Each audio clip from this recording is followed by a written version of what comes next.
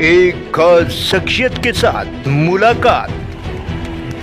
देखिए जयदेव पटेल के साथ नंबर 1 इंडिया न्यूज पर रोजाना रात 9 बजे।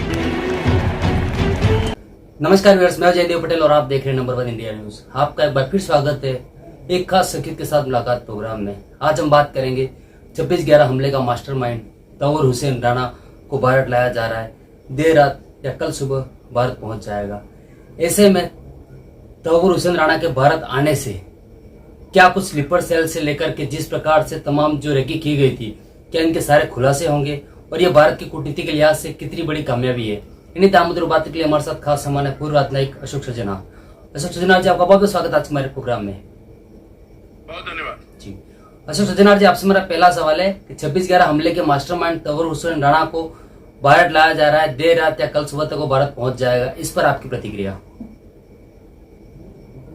मैं समझता हूं ये बहुत ही महत्वपूर्ण कदम है, बहुत महत्वपूर्ण डेवलपमेंट है, क्योंकि भारत इसके पीछे पड़ा हुआ था जो तंवर हुसैन राणा को यहाँ पर एक्स्ट्राडाइट किया जाए, प्रत्यार्पण किया जाए भारत में। और उसमें बहुत अड़चने आ रही थी। हमें मालूम है जो ऐसे जब देशों में रूल ऑफ लॉ होता है तो हर स्टेप पर कुछ ना कुछ ऐसे प्रॉब्लम्स होते हैं, इश्यूज होते हैं, ऑब्स्टिकल्स होते हैं। परंतु भारत ने इसको बिल्कुल भी अपनी नजर से नहीं हटाया, उसको परस्यू करते रहे। 2019 से लेकर अब 6 साल हो गए हैं, हम इसको बिल्कुल पीछे रहे। और अभी भी हाल में जब वहां के सुप्रीम कोर्ट ने पहले ये करार दिया था जो 10 इनको आना पड़ेगा, इसको आना पड़ेगा, भारत आना पड़ेगा टू फेस जस्टिस, तो तब उसने और बहुत सारी अटकलें लगाने का प्रयास किया। जो मैं एक मुसलमान पाकिस्तानी ओरिजिन का हूँ, मुझे न्याय नहीं मिलेगा, मुझे वहां पर बहुत प्रताड़ना की जाएगी, बहुत मेरे ऊपर अत्याचार किया जाएगा, मुझे अपनी जान का डर है, जोखिम है। परंतु कोई उसकी नहीं चली यूएस सुप्रीम कोर्ट के सामने और अब उसको एक्स्ट्राडाइट कर दिया गया है। सब अड़चने, सब रुकावटें खत्म कर दी गई हैं और ऐसी उम्मीद होती है जो कल सुबह तक वो भारत में पहुंच जाएगा। तो मैं समझता हूं भारत के लिए बहुत ही महत्वपूर्ण राजनयिक जीत है, डिप्लोमेटिक विक्ट्री है, बहुत सिग्निफिकेंट विक्ट्री है। और भारतीय सरकार को और जो भी एनआईए के ऑफिसर्स, विदेश मंत्रालय के जो ऑफिसर्स, होम मिनिस्ट्री के जो ऑफिसर्स, सभी को मैं हार्दिक बधाई देना चाहूंगा, अभिनंदन करना चाहूंगा। और इससे ये संदेश जाता है पूरी दुनिया में, पाकिस्तान को तो संदेश जाता ही है, परंतु पूरी दुनिया में ये संदेश जाता है अब जो भारत है, आज का भारत, वो पहले का भारत नहीं रहा जो 26/11 के बाद भी 166 लोग यहाँ पर मारे गए, परंतु भारत ने कोई कार्रवाई नहीं की। अब भारत है जो जब उरी में होता है, कुछ सितंबर 2016 में तो सर्जिकल स्ट्राइक भारत करता है, और जब पुलवामा में होता है तो बालाकोट में स्ट्राइक करता है। वहां पर पाकिस्तान ऑक्यूपाइड कश्मीर, उनके जो टेररिस्ट ठिकाने हैं, उनके ऊपर वो अटैक करता है। तो इसीलिए भारत अब नया भारत है और अपनी सुरक्षा के लिए, अपने लोगों की सुरक्षा के लिए वो हर हद तक जा सकता है। जी अशोक सजना जी, अगर हम बात करते हैं तो 26/11 हमले के मास्टरमाइंड तंवर हुसैन राणा को भारत लाया जाने के बाद क्या स्लीपर सेल से लेकर उन जगह तक के सारे राज खुल जाएंगे जहाँ रखी की गई थी उस समय? जी मुझे पूरी उम्मीद है, क्योंकि देखिए हमारी जो एनआईए टीम है और एनआईए जो ऑर्गेनाइजेशन है बहुत ही प्रोफेशनल है, बहुत ही डेडिकेटेड है, बहुत ही डिटर्मिन्ड है, बहुत ही कमिटेड है। और उन्होंने अपना होमवर्क पहले ही किया होगा, उनको पता तो होगा काफी हद तक कौन कौन थे इन्वॉल्व। क्योंकि देखिए जो भी जगह सिलेक्ट की गई थी, जैसे वो ताज होटल हो, ट्राइडेंट होटल हो, ये बहुत ही सेंसिटिव और बहुत ही हाई प्रोफाइल जगहें हैं। और जो वहां पर Chhatrapati railway station, Chhatrapati Shivaji railway station, उसको जो सिलेक्ट किया गया, मतलब वहां पर मैक्सिमम डैमेज किया जा सके और मैक्सिमम उसका इम्पैक्ट हो लोगों की साइके पर, लोगों की इमोशंस पर, जो देखिए कहां तक पहुंच के वो ये कर सकते हैं।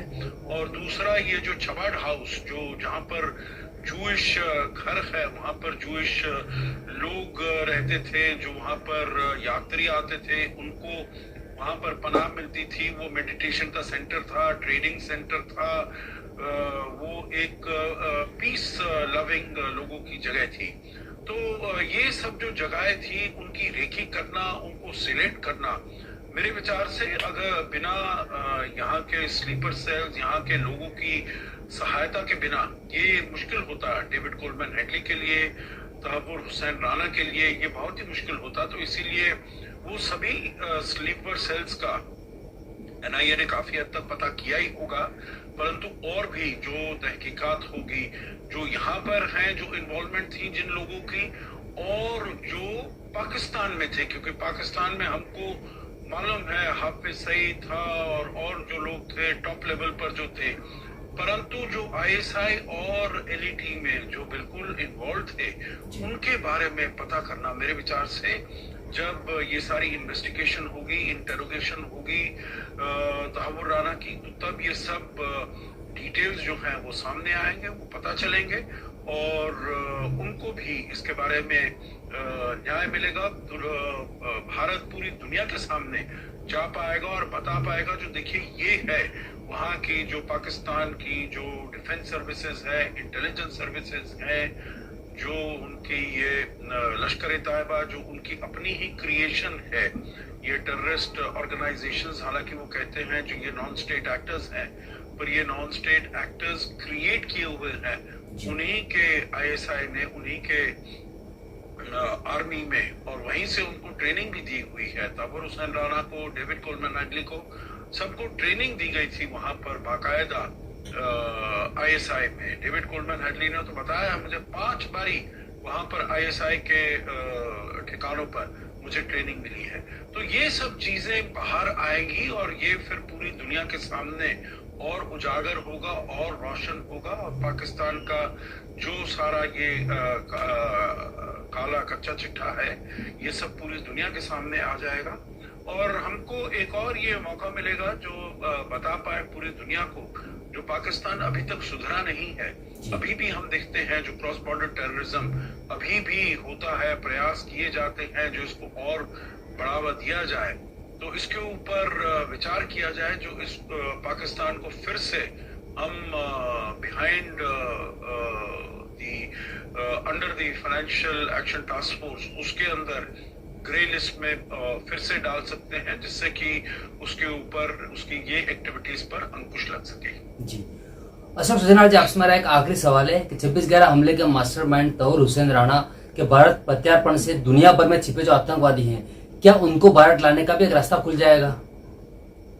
हाँ बिल्कुल, भारत तो प्रयास कर रहा है, जो भी ऐसे आतंकी हैं जो बाहर हैं, और मैं समझता हूं जो अमेरिका के साथ ये मेरे विचार से एक मैसेजिंग इस पर भी है, जो भारत और America we are on the same page. प्रधानमंत्री मोदी और राष्ट्रपति ट्रंप दोनों they are on the same page. आपको याद होगा जो जब प्रधानमंत्री मोदी गए थे 13 फरवरी को, तो तब राष्ट्रपति ट्रंप ने ये प्रेस के सामने ये अनाउंस किया था, जो उन्होंने ये निर्णय लिया है जो तहव्वुर हुसैन राणा को भारत प्रत्यार्पण किया जाएगा।